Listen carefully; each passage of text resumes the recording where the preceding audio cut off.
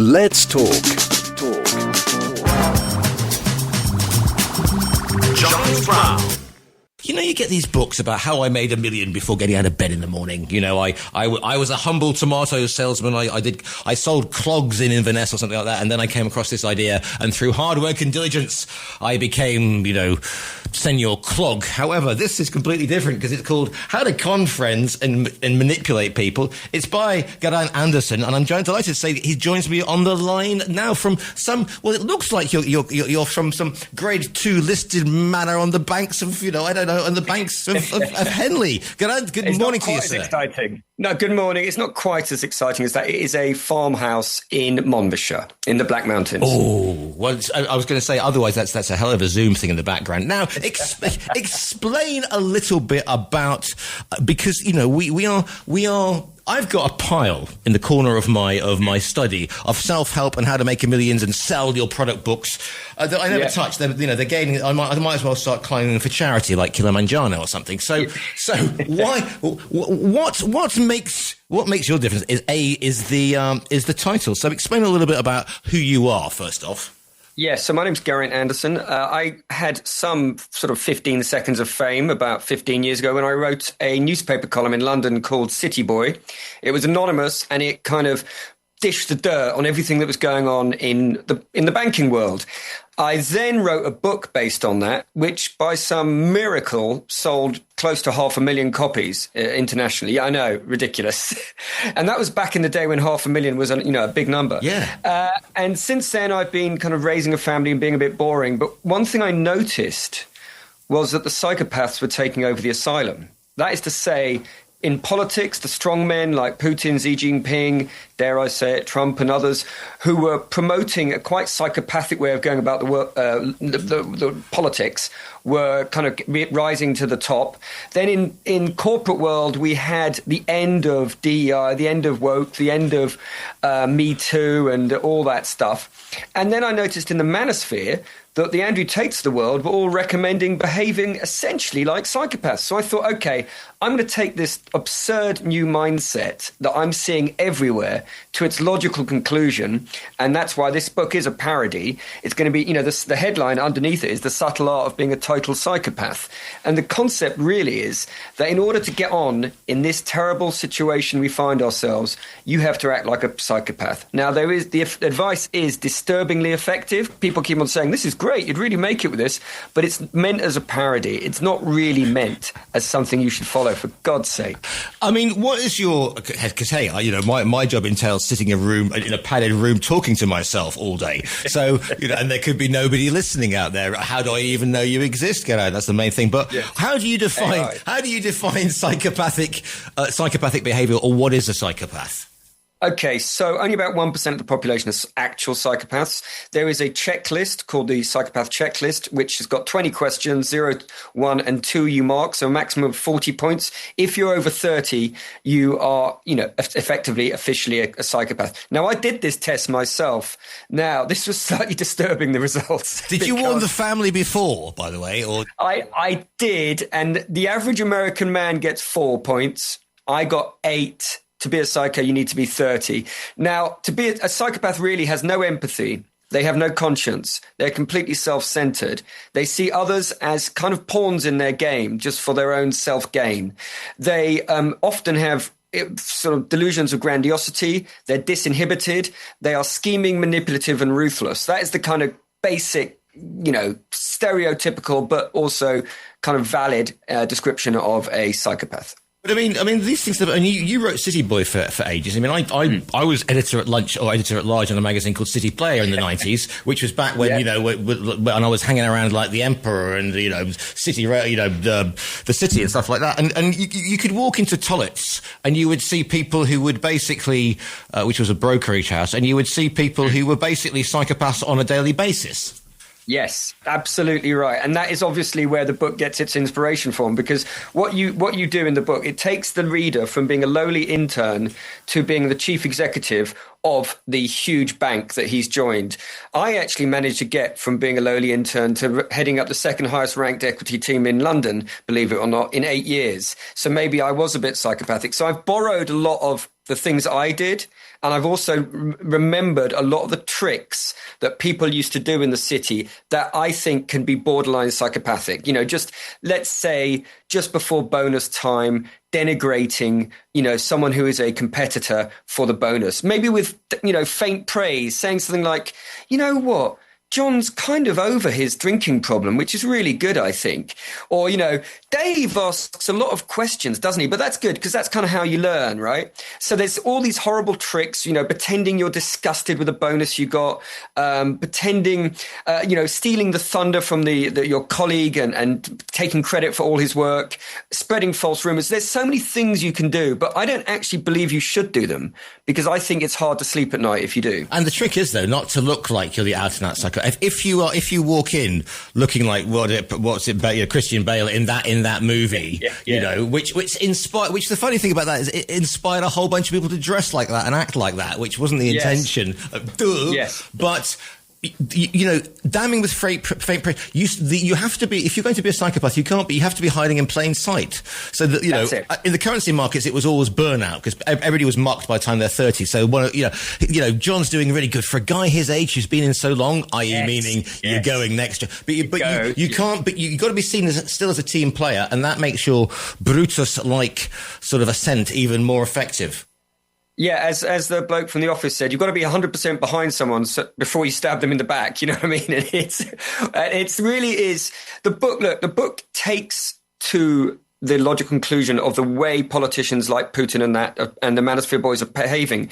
And it does that in order to show how dangerous and absurd this strategy is. It's actually really a kind of, it's a full stop parody that's supposed to be hilarious, and hopefully it is. I think it's the funniest book ever written, but I have delusions of grandeur. Indeed, but here's the thing, though, because the problem is, you mentioned that, and, I'm based in Marbella, where most of those manosphere influencers kind of hang out, with their tats and the whole thing. But they didn't used to have an audience. You see, back in the day, they didn't have an audience, and now they have, because they are in every 14-year-old's bedroom in the way that I used to have a Debbie Harry poster. But you see what I'm saying here?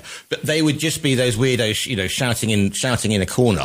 But now they have agency and influence, and the same goes for our politicians as well, because they have to make of the soundbite, and it's easier to be a psycho on a soundbite than it is to make a reasoned discussion. Yeah, and in these post-truth, post-shame world, and with the benefit of social media, you can influence millions of people, niche ideas, massive weird conspiracy theories, or, you've got all that stuff those Manosphere boys seem to promote, which is kind of manipulation of women by doing things like negging, when you kind of, you basically treat them slightly badly and compliment their mate, the one you're after, in order to get her attention. Or indeed things like the blowing hot and cold thing that they recommend, to try and make them emotionally kind of vulnerable. That's just horrible as far as I'm concerned. That's not the way to a deep, meaningful relationship. That's the way to maybe, getting some action on a Friday night, which obviously some people like to do. But, at the end of the day, I was trying to just show how really this is an ability. What I've done with this book is to try and skewer the Andrew Tates of the world, the Donald Trumps, the Vladimir Putins, and also those Silicon Valley bros who promote, have basically infected the whole world with social media and screens and really screwing up kids left, right and centre. They've knowingly done this, as all those leaks and whistleblowers have shown, and the algorithms are horrible and make people go down terrible rabbit holes, and yet they keep their kids in forest schools where they play around with twigs, aren't allowed screens. They make sure their nannies sign contracts where they aren't allowed to even use a screen in front of their kids. So they know how dangerous they are. They're being completely hypocritical. And I find those guys, combined with people like Elon Musk, who was recently quoted as saying that empathy is the biggest cause of weakness in Western civilization. I mean, empathy, that's what make us relate to each other. That's what, So to me, you mentioned the 90s earlier. The 90s was like the humanities last masterpiece, dude. That I might be slightly biased because I turned 18 in 1990, but that was a time when the Berlin Wall was falling. You had the Soviet Union dissolving. You had apartheid ending, the Good Friday Agreement, Blair, Britpop, and it just was a time of hope. And then the planes hit the towers in 2001. We had the financial crisis in 2008, and it all went horribly wrong. The thing is, though, it's as if the tech bros think that they are the highest form of life that we should be aspiring to. And if you look at them and the way that they look and the people they surround themselves with, if you are a sentient being, you've got to think, hang on a second, with the greatest respect, and I will probably get my Meta account turned off in about 0.5 seconds. But, every kind of people makes the world go round, to misquote Robert Palmer. And therefore you cannot aspire to say that empathy is a weakness. It's what you deem a success, isn't it? I suppose the main thing. Well, that's it, and I think what you might be alluding to is the fact that these people, the nerds have taken over as well as the psychopaths. And my concern is that they are not preaching a message that it's like realpolitik. It's like this concept that the only way now to survive in this kind of jungle is to kill or be killed. What did the Prime Minister of Canada said? If you're not at the table, you're on the menu. Yeah. And we used to believe there might be cooperation. We had this idea, it was the end of history, that liberal democracy had won, and now we seem to be reverting. Roe versus Wade gets repealed in America, and then it's all back to kind of realpolitik, my missile's bigger than your missile nonsense. And it's obviously, I put it all down, frankly, to the 2008 crisis. That's when, living standards in real terms dropped and started and never really recovered, combined with the fact that the rich got richer because they had assets and interest rates were so low. And then combine that with the fact that the elites bailed themselves out with banks, all the bankers and the banks got bailed out. Suddenly everyone's believing conspiracy theories. You know what I mean? That's when the rot really set in. And you could also argue that the people that get into you mentioned, realpolitik. That's Willy Brandt, 1970s, a little bit, but that's my time. And, but that's actually dealing with what playing with what's in front of you rather than with lofty ideals. Okay, we'll deal with East Germans or, Brezhnev if I have to.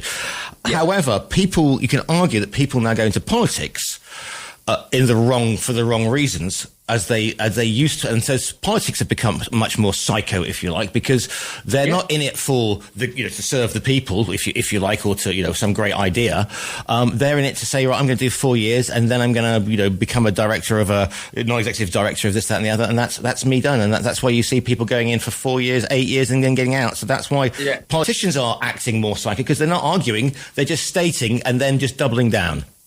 That's it. And idealism is for losers, and when you've got, dare I say it, the President of the United States lying, like what's he done? 45,000 lies, apparently. When you've got that, and when you've got manipulation, you've got terrible retribution against anyone who seems to be, against you. When you've got only promoting people to major positions based on their loyalty as opposed to their ability. If you've seen that's a successful campaign that these guys have led, and you think, well, that's obviously the way to play it. Don't bother about truth, integrity, being a decent person and having any kind of form of common decency, because that gets you nowhere. So it bit like corruption that seeps down from the top. It seeps down when you have terrible leaders, and it seeps down throughout the political and business world. Look at all those tech bros, Zuckerberg and et cetera, and all those guys sucking up to Trump now that he's there. And before they immediately removing anything to do with diversity, equity, inclusion. It's just like, we like that stuff. But then the wind's changed and we're just going to change with it. You can kind of understand, but my God, is there no ideal or integrity that has any value for these people? So when you finished writing this book, when you started writing this book, you had like an idea. But when you finished writing this book and you pressed the mighty send button down to your long-suffering editors and publishers, whatever, had it morphed? Had it taken on a life on its own and gone in the direction that you weren't sure it was going to, and now you're more than a little worried as you dug your shelter in the Black Mountains? Well, I tell you, I do. So the targets are people like Putin and Trump and stuff. You do sometimes wonder. Like I went to New York the other day, and I was recommended very clearly that I should remove all my Facebook stuff and all that, although anything that had any anti-Trump. And I went on ChatGPT. I said, surely this can't be right. But someone living in New York, and I did, and I removed, well, I didn't actually move it. What I did is I made it so that the face did not open it, because apparently they cannot force you to enter your code, but they can put it up to your face to enter it. So I just changed that. Now, when that sort of thing happening, you just think, oh my God. But to answer your question, I was being hassled after I wrote Cityboy for lots of how do you do well in business books. And I thought, I've never seen anything so dull. I'm not going to do that. That's not my style. I like humor and I like taking the mick. And then suddenly it was when I was watching Succession, I was looking at Logan Roy, the main character in it, based on Murdoch, I guess. And I was just thinking, that guy, the ruthlessness, the manipulation, the cut through the nastiness, the decisiveness, the fearlessness, man, that bloke's a psycho. And then, as I said, after that, I looked around and I went, oh my God, the psychos are taking over. Now, most people will be on the spectrum as opposed to full-blown psychos, but clearly we're living in a world now where the things that psychopaths do are tolerated much more. Boasting about your women, boasting about your car, all that stuff. That 20 years ago, we'd have frowned on that. But that's what Instagram and is basically, and followers are based on, isn't it? Fooling little kids into buying your supplement and doing crypto by saying, look at my wonderful life. Check out my big muscles. I mean, Jesus, how naive are these children? Because they are children and they are being fed. Yes. And again, I'll go back to my point. You're talking to somebody who's based in Marbella. That is normal currency, and I now live in a place 20 miles in the hills. And they say, what's the difference between being in Marbella and being in Coeen, where I live? And I say, you go to the supermarket and there are no Lamborghinis, there's no plastic surgery, and there's nobody with a Rolex the size of a small planet. So therefore, I mean, are we going to see a backlash? I mean, because when I was strutting around London in the 90s, I mean, Beckham was wearing a sarong and it was the metrosexual, and it was and people saying, men have become too sissified and this, that and the other, and we need a return of the Neo-Neanderthal or something like that. Do you think we will see a backlash from Che once wrote that all great revolutions, start in the hills, and there you are in the mountains, Geraint. I think that, this could be the starting, the chispa, as we say. You know what? Weirdly, I actually studied revolutions at university, and then also did a master's in it with the intention of actually creating one. And I noticed, and I think anyone who's actually a historian has noticed that, things go in pendulum. The pendulum swings always too far. So 1 minute it's recommending that you just go get massive muscles and, drive a Lambo, and that's how you get the chicks. And then it moves to no, this is actually the time when you want to be sensitive and you want to be the nice, sensitive guy who accepts his feminine side, wears a sarong and looks really, talks about his feelings and drinks, milk and eats granola. Better be oat milk. Yeah, I've just got somebody telling me, oi, my husband works for Tollets and Tokyo Dollar Mark Desk. He's not a psychopath. Okay, fair enough. And they're not all psychos. No, exactly. And so he's going, I'm enjoying this chap. What do you hope that people are going to learn then? What is your journey as an American? What's your journey been like, Geraint? This book, two things. One, you're going to be able to, because it's basically the voice I'm using is that of a psychopath. There's no better way to make people understand how psychopaths think.